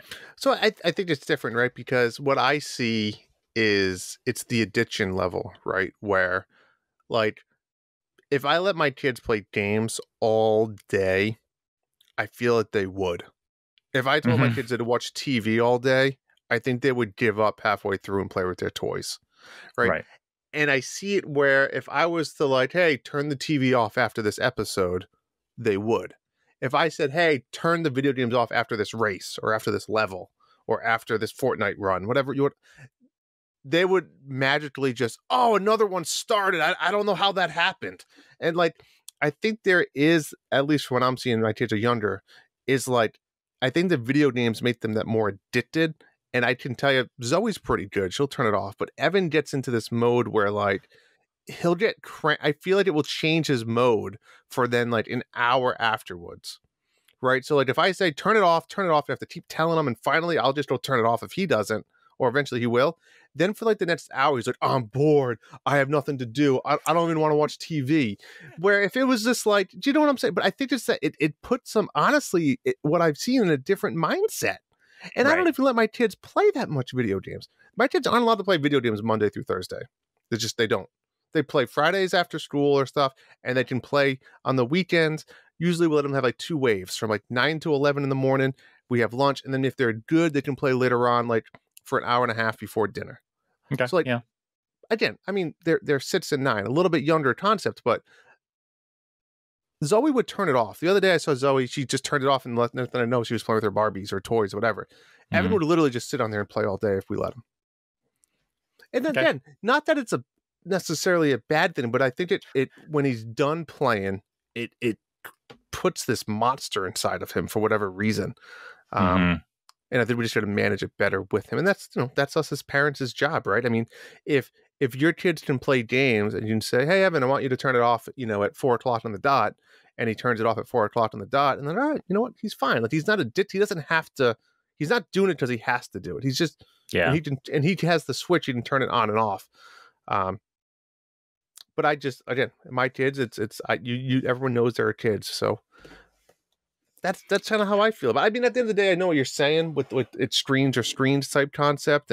But I mean, the games my kids are playing too are just stupid. So it's like, it's not like they're playing like a story driven. I know. Like Evan will play. If I give Evan 2 hours of video games, I bet you he'll play 8 different games. Right. So is he really playing it, or is he just like addicted to this concept? He's like a little Justin. Yeah, it's a game sampler. No, that is a good point though, that the kids will be a little, like when our kids are playing we're watching Netflix at night and it's time to go to bed, they never really complain or whatever like that. Games are also more addictive now than they used to be. I mean, when I was a little kid a long time ago, we had the Pac-Man on Atari. You were playing games for a score, and it's at some point, if your mom said, oh, you're done, it's like, okay, I played some Pac-Man, whatever. But nowadays, you're playing Pokemon, sounds like Pac-Man, and you have a goal and you're trying to get all the Pokemon and you're like focused in, and then someone says you're done and you're like, I wanted to get this guy. I've been walking around this area trying to get this guy. So the games have evolved to the point where I can see why it might be a little disgruntling. And you and I, and I'm sure tons of people in our Discord have had that sort of fact that like, it's nighttime and you're like, I'm in the middle of a mission on this game. And then you're like, you stay up and then you finish the mission and you're like, let me do one more quest here. I want to get that. And let me do this. And it's hard to stop. You get into that cycle. So but like, I definitely feel like games can be more productive to the mind. Especially some games, maybe not, but other games, most games, if you're playing Ace Attorney, you're making logical deductions and things like that. And, you throw a movie on and it's the Guardians of the Galaxy. What's that really doing? I don't know. But it's interesting. I think we're seeing that line of thinking go away, but we still have a generation above us that's still of the mindset of like games will rot your brain and that's it. But once we're the grandmas and grandpas, I think it'll be like, Sonny, I played Smash 5. I'm not worried about the rot in your brain. Like you said, everyone, that's what like our parents say, right? It's gonna rot your. I'm more, I think, looking at it from like, I don't want them to get addicted to anything, just like you wouldn't want your older kids to get addicted to drugs or whatever. Like I don't want him to get addicted, like he needs to play video games every day, because that's what gets into his mindset. Like, I didn't have to play video games today. Like, it's okay, bud. Like, no big deal. Like, it's go play with Ninja Turtle toys. Go play with your Avenger toys. Like, you don't have to play video games every day. And like you said, is it a bad thing? Maybe not, but I just don't want to deal with them being cranky afterwards. So I told them to turn it off. Right. Yep. So yeah, absolutely. That's all. Okay. Good conversation. Let's see. I think this. Why don't you read the next one or two? I think some of these. Actually, I'll go with this one because Bob Cousy wrote us some questions. Bob Cousy asked us, if you could meet anybody alive today, what are your top 3 people? Who would you want to meet? This was a hard one. I ran this list past Michelle as like while we were walking this morning to try to like figure it out, and I have a bunch of honorary mentions that I have to say, but I'll give my main list first. And I think it breaks down to Pedro Pascal, Kyle Mooney from SNL, and Rosie from Blackpink. I think that is the 3 that I have settled on. And I think an important thing here, because one of my honorable mentions, of course, is Shigeru Miyamoto. But if I'm going to meet somebody, as much as I would love to meet Shigeru Miyamoto, I can't really talk to him. You know what I mean? Like, so that affects me, like the language barrier. You're just going to stare at each other? Yeah, and I picked a K-pop band, but I would want to meet Jisoo. I'm really hoping we've got some like blinks in the audience. But Jisoo doesn't speak English very well, but Rosie does. So that's why I picked Rosie. Wow, you really thought about this. You thought Pedro Pascal seems like a really friendly guy. Does he? He looks like a douchebag. What? I've heard terrible things about him. You have not, you lying whore. No. Listen, just don't let the truth ruin your pick, okay? Nobody has said anything bad about Pedro Pascal. That you are confusing it, and you better apologize for this. I'm not apologizing. Listen, I did have some honorable mentions. Let me say, from SNL, all of these 4 SNL besides Shigeru Miyamoto, Melissa Villaseñor, because she plays Animal Crossing, Vanessa Bayer, Maya Rudolph, and Bowen Yang, who is my favorite current SNL cast Maya member. Rudolph. I just feel like SNL people would be fun. They're in New York and they're funny. The New Yorkin. Yeah. I had some political people too, but I decided not to name them on the show. So, but yeah, like that's when I had a couple Mets, but it's just tough. Like, Michelle's like, what about Mike Piazza? And I'm like, nah. Mike Piazza. That's a name I haven't heard in fucking years. I was like, maybe Piazza. Brandon Nimmo, Edwin Diaz. Those would be my like top Mets to meet. But what about you? I struggled with this one because I was like, oh, wow, it's not to meet anybody in the world. Who would I meet? And then I'm like, do I really want to meet anybody? Like, when you think about Definitely not Charles Martinet. Like, what would I do when I meet these people? Because let's be honest. Think this shit, Drew. No, just name the 3 people you want to meet. I don't care. All right, Anna Kendrick, and I want to give me a haircut and rubber boobs on me. Would she be the best one to rub boobs, though? I mean, she has big boobs. Selma Hayek giving a haircut. No, her boobs are probably saggy. She just wears all these push-up bras. Wow, very controversial this week, Drew. You're gonna get a lot of hate mail. No, I told you I sent you pictures of her last night. I know, because I was watching an episode of Black Mirror with her in it, and she's wearing. I love when she says says something like, "I'm Selma fucking Hayek." Yeah, she does. Great, she does. And she's like, then she said something like, "Who's playing? Wait, Kate Blanchett? Wow." she was gonna write about something else. That was funny. I liked that episode. That was good. That was a really good one. Then it turned into some deep Inception shit, and it got weird at the end. I don't know. I guess I'm supposed to say Tiger Woods. A big fan. I don't know. What am I? Can I play golf with the guy? I don't know. How can you? I don't know a golfer. Are there any other golfers you'd be interested in? Or Rory? I think Tiger and Rory are both similar personalities. Believe it or not, as far as like ball busting, kind of just. I feel like just fun to hang. Rory's probably my age. I know he's my age. Tiger's obviously older. Maybe I'd pick Rory then over Tiger. What about John Daly?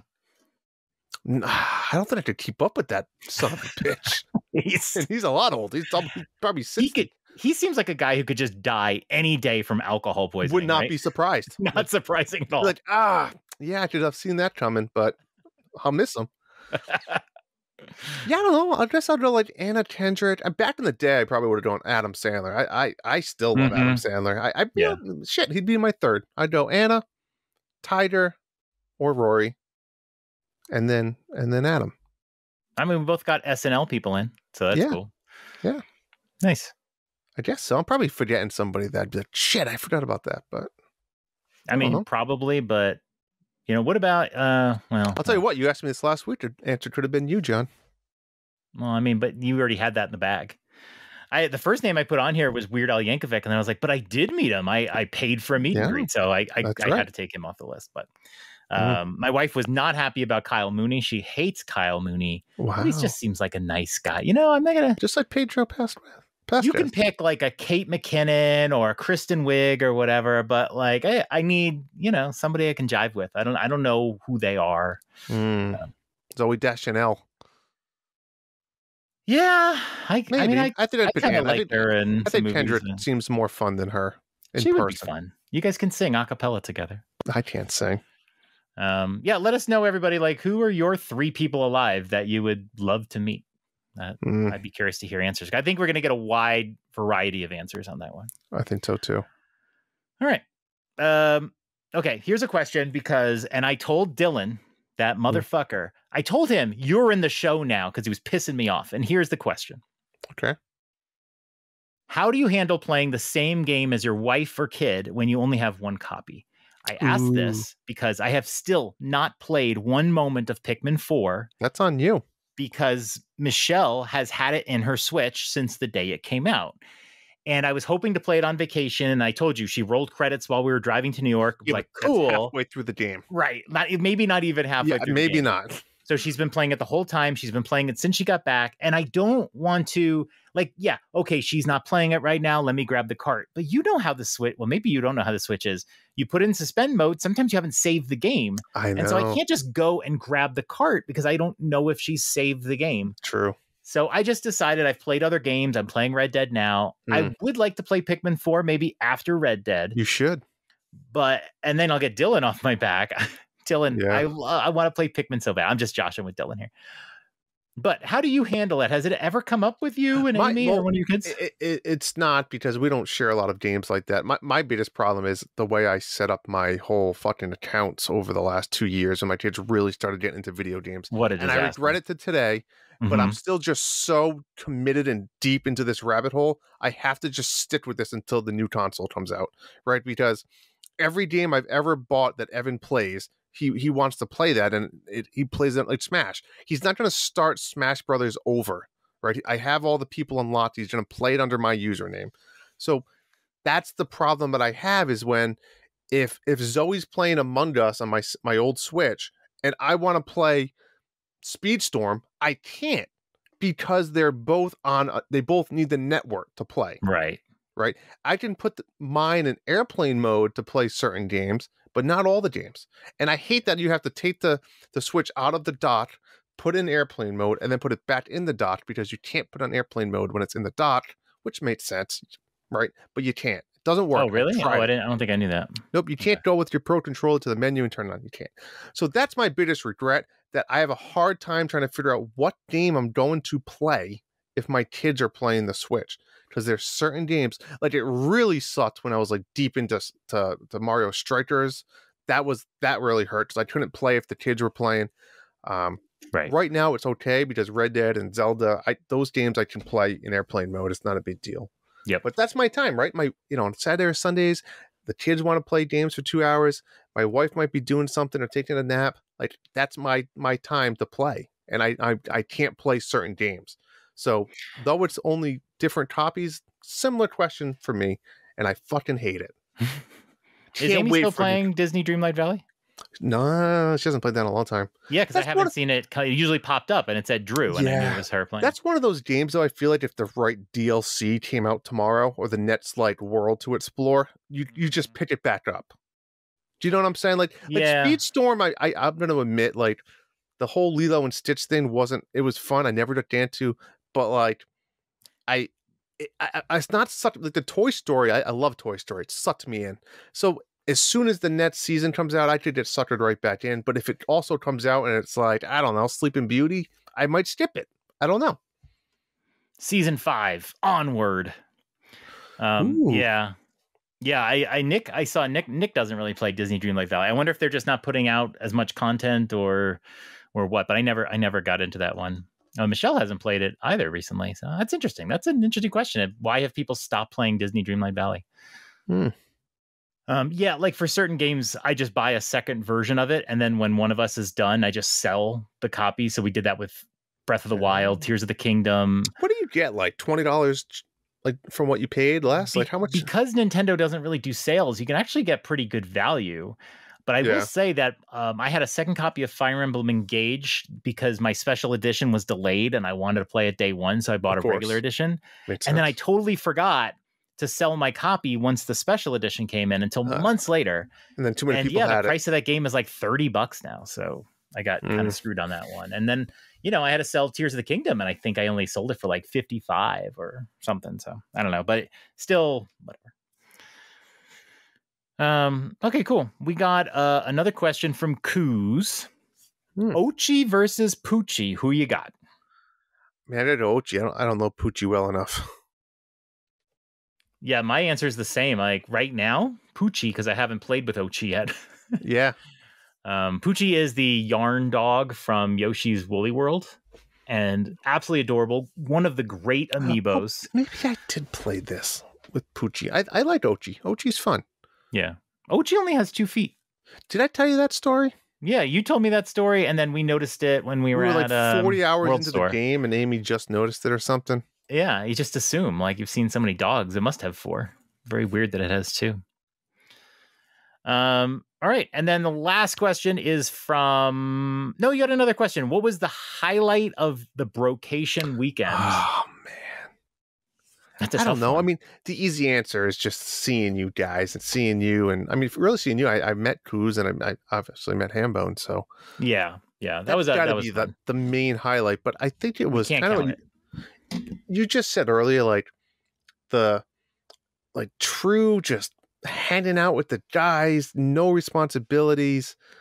As much as like the stream was, even like Friday was an absolute blast. Mm-hmm. You know what I'm saying? Like just going to the escape room together, like seeing Cruz's basement for the first time, you know, having some dinner, going to the Nintendo event, which, let's be honest, that was probably, of all the things we did that weekend, that was probably the low point. Oh, really? Oh, I like the Nintendo event. It was fine, but like, I didn't win the banana. It was weird that they gave you one shot. So yeah, when you go to the Nintendo event, you had to get 3 pictures taken, play like 2 games, and then find somebody with a red hat. And honestly, it was pretty fun because it's pretty quick. Taking the pictures was quick, but all of the people that worked at the event were so nice. And these are just people. And they're traveling, so they are not like local people. They're traveling, but everyone was so super nice, and you know, I had a good time with that. But you fill up this card with stickers, and then you go to the pickup machine, whatever, the boop, you push the, what is the name of those machines? The claw machine, right? That's right. And you give them the whole ticket, and you get one shot. Yeah. And if you don't get anything, they give you pins, which is cool. If you get something, you get something. And so it was weird because it was like, I did all of this stuff and I only got one shot. I get it. Like, you're having an experience, but it was like one shot. And I know. The only one who got it was Melody. She won the blooper, which was really cool. Hambone won. Tanuki Mario, and Michelle got the Tanuki Mario. She won that too. Yeah, so 3 winners out of how many? 8, almost. Yeah, well, 50% you success guys. rate. Well, I gave Michelle my card, but then your kids all played, so yeah, my whatever. 3 kids. Yeah, my 3 kids, and then us 3, so 6. But I will say, I had a fun time there. Nothing against you and Hambone, but Kuz and I had a very nice bonding moment Saturday morning when we woke up at 5:30, hopped in his car, and we just kind of drove around Denver. It was literally for an hour and a half. We went to Dunkin', got a nice iced coffee, got you your munchkins, went to another donut shop. We just talked about life. We tried not to talk about the stream. We just talked about life and work, and it was kind of very relaxing. We were watching the sunrise. It was nice. It was fun. Hambone and I, actually, I forgot to mention it. We actually played almost 2 hours of Vampire Survivors on the plane ride home. We put the Switch up, we strapped the Joy-Con, and we played for a while. Then I took a little nap. But you keep saying you don't like Vampire Survivors, but you played I don't so like many it. games of Vampire Survivors just on that vacation. I played like 4 hours at least on that vacation, and I don't like it. It's addicting though. I told Drew this. The thing I learned about Drew the most on this trip was as addicted to golf as you think Drew is, he's 10 times worse. He is like, he actually has a problem. But you know, on the show, it's like, he just loves that golf. He was, before the stream on Saturday morning, he was playing Golden Tee in the arcade room. Yes. And then he comes out and then he's playing some other Hot Shots golf on the system. It was like golf. Well, and then we played Mario Golf on the stream. And then Hambone and Drew played 2 more games of Mario Golf on the stream. But you forgot to tell you, I also was yelling at Kevin to make sure the PGA Tour golf was on the side TV the entire weekend. PGA Tour golf, just some like low level tournament. It was like the playoffs. It was like the Kmart. Stop it. Oklahoma Open or something like that. Just like so much golf. Then like after I left, they played Top Golf. We did with the Top Golf. It is golf. Then he's talking about, was yesterday, I got this golf game on my phone. He got a new golf game. Yeah, Hambo got me into that. By the way, Curse to Golf is on PS Plus Extra now, so I could totally play it if I want to. God, I wanted that game to be good. It was good. You just beat it so fast. That was the problem. You're right. I honestly, I agree with you. Friday was pretty fun.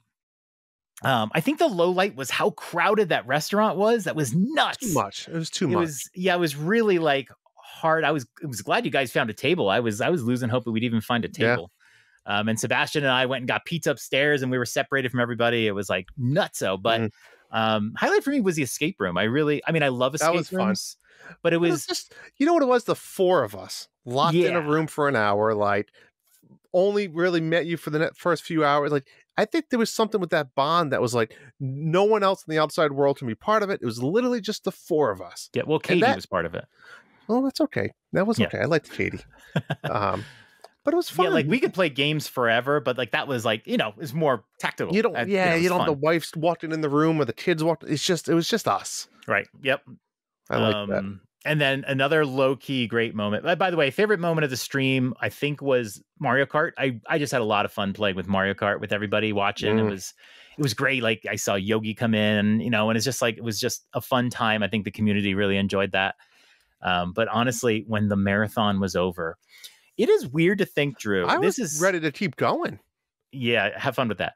But like, this is going to sound weird, but like a day or two afterwards, I said, oh, there was only 4 of us in that room. There was so much sound coming from the games, and I was interacting with the cameras and was so invested in Twitch and everything like that. After it was all done, I was like, there was only 4 of us in that room. There was nobody else. It was just 4 people. That was weird. But I think once it finished and we just had a breath, we had some pizza, it quieted down a little bit. It was nice. We did some cleanup. I mean, just sitting in those chairs, we're getting all chunky and moldy and crispy. And just sitting down in the chairs. And then eventually, like, I went upstairs to go to bed. I hit a TikTok wall for about an hour. I needed that. Like, it was the detox. It went fast. But like, yeah, I needed to just be alone in a room that was quiet. Kevin went right to bed. I think you went right to bed. I went right to bed. The true hero, though, was probably Sophie. What a champ. The dog Sophie just lived her best life that weekend. She's just like, she just knows how Kevin is. She's like, this is normal. Yeah, this is normal. All right. And then the last question we got is from Beer Cerveza, whose package is on the way to Germany. Sent it out. This is the Nintendo package. It's really cool. We've all seen it. Should get there. Hopefully. This is so good. He's going to be blown away how good this package is. Yeah, he's going to love the package that we're giving him. It's a big package too. Like, this isn't a little. It's a big package. Oh, and let it be known, this is Koozy's package. This is I sent it. That's all I did. There's nothing else. It's Koozy's package. Koozy's package. His question is chicken wings, bone in or boneless? There's only one answer here, John. I think we both agree. Let's do it on 3. On 3. 1, 2, 3. Bone in. Yeah. Bone in. And Kooz, again, man, he made some dynamite chicken wings that we ate at 9 a.m. Yeah. On Sunday morning. I know, Sunday morning. That was the only hitch. Breakfast. But like we were all so excited for the chicken wing. We wanted to have them Saturday night, but we couldn't find a time, and we needed Kooz to not be cooking but playing. But yeah, like Sunday morning chicken wings was pretty darn funny. Yeah, no, they were really good. He's pretty good with the barbecue, man. That pork was amazing. The pulled pork. I wish I went back for another sandwich, to be honest. Same. And that's you know what? That's my biggest regret. That probably mine too. Yeah, and I ate right on the camera. It was beautiful. Yeah, I and a nice coleslaw on it with barbecue sauce. Me too. And I was I think we're the only ones that put the coleslaw on it. That's the only way to do it. If you don't do it, you're not cool. There was this local barbecue place back in the day, and they would say, if you want it Gator style, plus $2. And I used to always order. I never did it. And I'm like, I wonder what Gator style means. And what Gator style meant was they put the coleslaw on the sandwich. So one day, I didn't know that. One day I was just like, you know what? Fuck it. Gator style me up. And then I just got it, and I was like, wow, it's game changing. but they give you coleslaw anyway, or they just didn't. The coleslaw, I think, had team on the side and a little plastic cup. But if you were like, I don't know, $2 extra, they probably gave you like triple the amount on the sandwich. Okay, I was gonna say they just took the cup and went boink. That'll be $2. No, they gave you a lot more. Okay, all right. Yeah, and you still got the one on the side. Oh, okay, all right.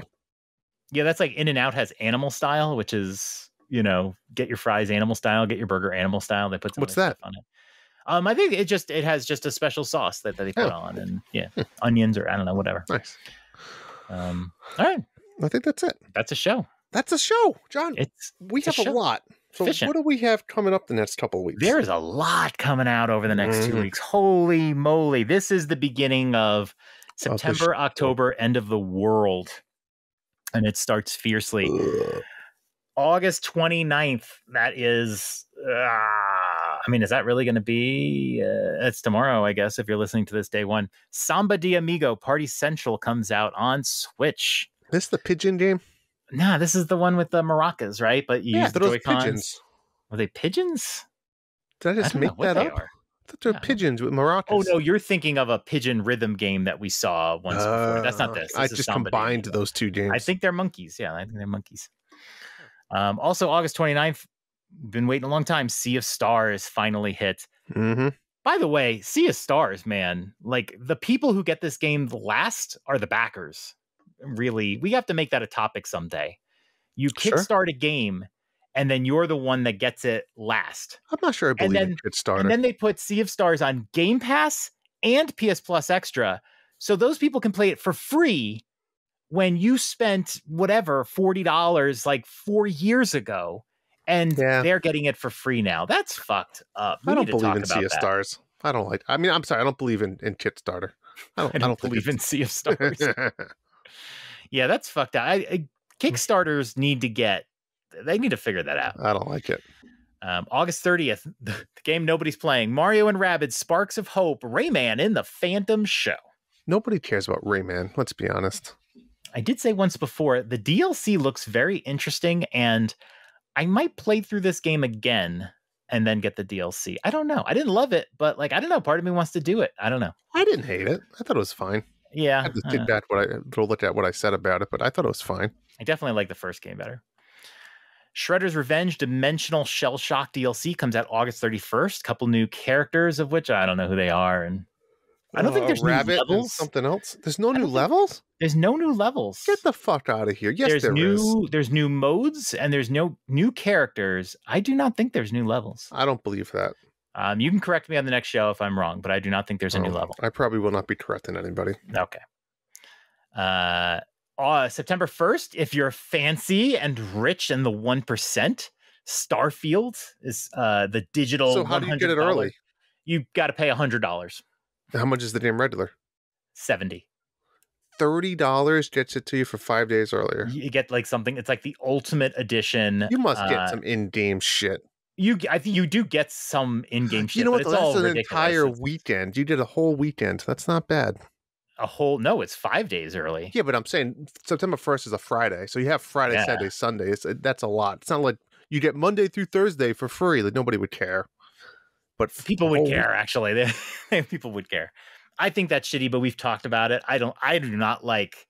On Game Pass News, right? Nick is getting it early because he's the 1%. He won Chubby's bracket. He's probably using Chubby's money to pay for that digital. Chubby's money. Collection. That sounds so dirty. You're welcome, Nick.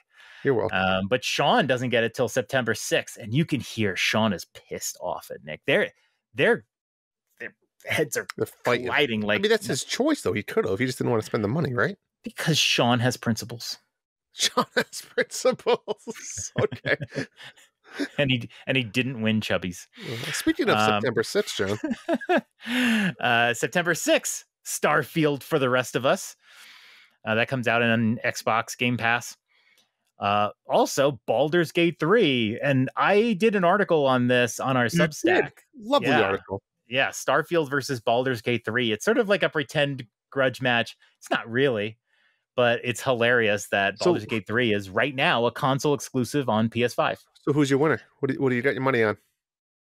I don't know how it's going to shake. I think Starfield 3 has much more gravitational force. Starfield 3? Is there a 1 and 2? Oh no, Starfield has much more gravitational force. Is that a pun? Is that a if pun? you compare the two games, I don't know if this is controversial or not. Baldur's Gate 3 looks way more fucking fun than Starfield does. That could be just me. There's more characters and whatever. That's Starfield the Diablo really and you talking. Starfield hasn't shown any kind of story or characterization. Yeah, I'm not really sure what it is. It's your customization. But this week maybe we'll get a video like a Tears of the Kingdom type trailer, and they'll sell some story. But it looks really like it's not like that. Remember when back in like 2008 when I think it was Microsoft came out and there's this new game called Spore, and it was going to be this best thing since sliced bread. And like it came out, and then no one ever talked about it again. It fucking sucked. Yeah. Is that Starfield? Oh, I don't know. I guess that was Cyberpunk. That was Cyberpunk. I think, I mean, Starfield is for a certain audience. There's going to be people that absolutely love it, and there's going to be people like me that just wouldn't like it.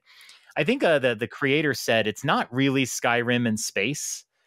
It's kind of a different sort of exploration. So there might be some people that expect a Skyrim game, but in space, and might be disappointed. See, I don't even know a lot about it, and I didn't expect that. I thought it was more like an exploration type focused game. It's got all the planets, and nothing I've ever seen makes it look fun. So I have no real interest in it. And Baldur's Gate 3 looks a lot more interesting, but it just depends what kind of game you play. Yeah, kind of like running from town to town on a horse. Yeah, most people will be able to play both. You can play Starfield on PC if you don't have an Xbox, and you can play Baldur's Gate on PC, and then it'll eventually come out to Xbox. It's just delayed. But John, what's the next two biggest games after this coming out? Two of the biggest releases we've ever seen: Fae Farm on September 8th, and NBA 2K24 on September 8th. Huge monstrous releases. Huge package. All right, but that's it. That's all we got. Show. That's a quick stuff. Nice and efficient. Thanks for recording early, John. I appreciate you. No problem. I get it done, man. It's nice. I'm gonna play a whole bunch of Diablo tonight. I just got the text that I'm going in the pool, and it's 6:30 at night. Did your wife just text you and say, "Remove your clothes, see you in the pool"? I wish it was more your daughter thinks you're going in the pool with her when you're done podcasting. Oh, okay. And I said, well, what's the temperature of the water? Very important. And she replied, 86 degrees. And I said, I'm in. All right. Sounds Alrighty good. then. All right, man. Enjoy the pool. Alrighty. Peace. Good night, dads.